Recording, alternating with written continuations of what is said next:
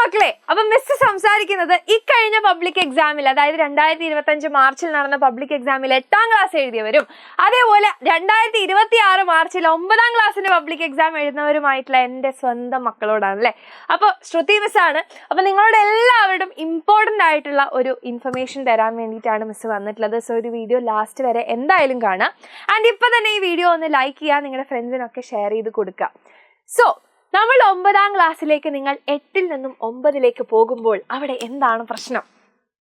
അപ്പോൾ നിങ്ങൾക്ക് എല്ലാവർക്കും അറിയുന്ന പോലെ നമ്മളുടെ 8ാം ക്ലാസ്സിൻ്റെ ടെക്സ്റ്റ് ബുക്ക് ഒരുപാട് വർഷങ്ങളായിട്ടുണ്ടായിരുന്ന ആ ഒരു സിമ്പിൾ ടെക്സ്റ്റ് ബുക്കാണ് നിങ്ങൾ ഇത്രയും കാലമായിട്ട് പഠിച്ചുകൊണ്ടിരുന്നത്. നിങ്ങൾ അതിൻ്റെ എക്സാമാണ് എഴുതിയത് അല്ലേ. പക്ഷെ കഴിഞ്ഞ വർഷം നമ്മളുടെ 9ാം ക്ലാസ്സിൻ്റെ ടെക്സ്റ്റ് ബുക്ക് എന്ത് ചെയ്തിട്ടുണ്ടായിരുന്നു? അപ്ഡേറ്റ് ചെയ്തിട്ടുണ്ടായിരുന്നു. ഇക്കൊല്ലം നമ്മൾ 8ാം ക്ലാസ്സിൻ്റെ ടെക്സ്റ്റ് ബുക്ക് അപ്ഡേറ്റ് ചെയ്യും. പക്ഷെ നിങ്ങൾ അതിനകത്ത് ജസ്റ്റ് ഒന്ന് മിസ്സായി അല്ലേ. അപ്പോൾ ഈ ഒരു സിമ്പിൾ ടെക്സ്റ്റ് ബുക്ക് പഠിച്ച് ഈ ഒരു 9ാം ക്ലാസ്സിൻ്റെ മാറിയ ടെക്സ്റ്റ് ബുക്കിലേക്ക് നിങ്ങൾ വരുന്ന സമയത്ത് ഒരുപാട് മാറ്റങ്ങൾ വരാനുള്ള ചാൻസ് ഉണ്ട്. അതായത് ഒരു ഇഡ്ഡലി കഴിച്ചുകൊണ്ടിരുന്ന കുട്ടിക്ക് ഒരു 3 ഇഡ്ഡലി കൊടുത്താൽ എങ്ങനെ ഉണ്ടാവും? ഭയങ്കര ബുദ്ധിമുട്ടായിരിക്കും കഴിക്കാൻ അല്ലേ. അതേപോലെയാണ് നമ്മുടെ 9ാം ക്ലാസ്സിൻ്റെ ടെക്സ്റ്റ് ബുക്ക്. പക്ഷേ അങ്ങനെ 3 ഇഡ്ഡലി പെട്ടെന്ന് കൊടുത്താലേ പ്രശ്നമുള്ളൂ അല്ലേ. അതിനെ നമ്മളിങ്ങനെ പീസ് ആക്കി കുഞ്ഞായിട്ട് കഴിക്കാൻ പറ്റുന്ന രീതിക്ക് കൊടുത്താൽ പയ്യെ തിന്നാ പനി തിന്നാന്നാണല്ലോ. യെസ്, അപ്പോൾ തമാശ വിടാ, മിസ് നിങ്ങളെ ഒന്ന് ജസ്റ്റ് ഒന്ന് കൂളാക്കാൻ വേണ്ടി പറഞ്ഞാണ്. പക്ഷെ സംഭവം ലേശം സീരിയസ് ആണ്. അതായത് നമ്മുടെ 9ാം ക്ലാസ്സിൻ്റെ ഏതൊരു സബ്ജക്റ്റ് എടുത്ത് നോക്കിയാലും കണ്ടന്റ് ഭയങ്കരമായിട്ട് കൂടിയിട്ടുണ്ട്. അതായത് നിങ്ങൾ 8ാം ക്ലാസ് പഠിച്ച പോലെ ഒരു കുഞ്ഞു ടെക്സ്റ്റ് ബുക്കോ അല്ലെങ്കിൽ വളരെ സിമ്പിൾ ആയിട്ടുള്ള ടോപ്പിക്സോ അല്ലാതെ നിങ്ങളൊരു +1 +2ലേക്കൊക്കെ ഇപ്പോഴേ പ്രിപ്പയർ ചെയ്യിക്കുന്ന രീതിയിലാണ് നമ്മൾ ടെക്സ്റ്റ് ബുക്കുകൾ ഉള്ളത്. പേടിക്കണ്ട, നമ്മൾ എജുപോർട്ട് നിങ്ങളുടെ കൂടെ എന്തായാലും ഉണ്ടാകും. അപ്പം നിങ്ങൾ ആദ്യമേ ചെയ്യേണ്ട എന്താണെന്ന് പറഞ്ഞാൽ 8ാം ക്ലാസ് ഒക്കെ പഠിച്ച പോലെ എക്സാമിന് സമയത്തേക്ക് കൊണ്ടുവച്ച് ലാസ്റ്റ് മിനിറ്റിലെ മാരത്തോൺ ഒക്കെ കണ്ട് തട്ടിക്കൂട്ടി നിങ്ങൾക്ക് PYQs നോക്കി എഴുതാൻ വേണ്ടി പറ്റില്ല.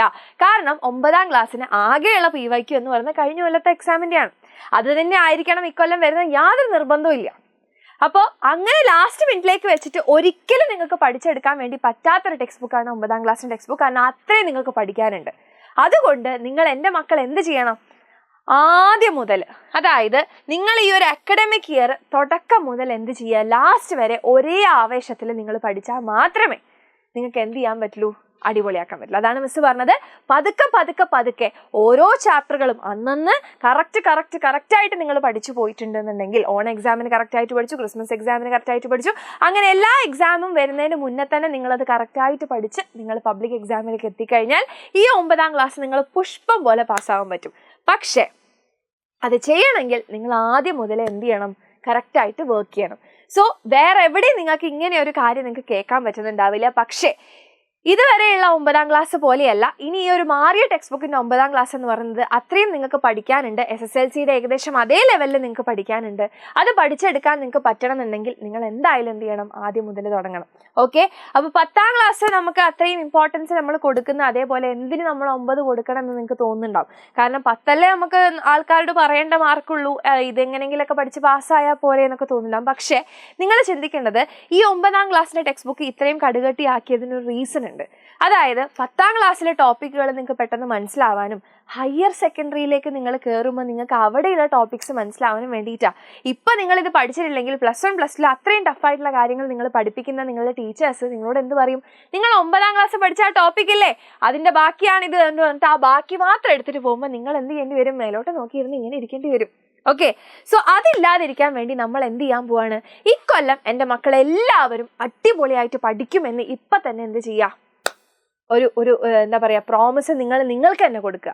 ഓക്കെ, എന്നാൽ മാത്രമാണ് നെക്സ്റ്റ് ഇയർ SSLCക്ക് നിങ്ങൾക്ക് ഫുൾ A+ലേക്ക് എത്താൻ പറ്റുള്ളൂ. സോ നമ്മൾ എജുപോർട്ടിൻ്റെ 9th ബാച്ച് നിങ്ങൾക്ക് വേണ്ടി, ഓക്കെ, നിങ്ങൾക്ക് വേണ്ടി, നമുക്ക് വെക്കേഷൻ ഒന്നും ഒരു പ്രോബ്ലം അല്ല.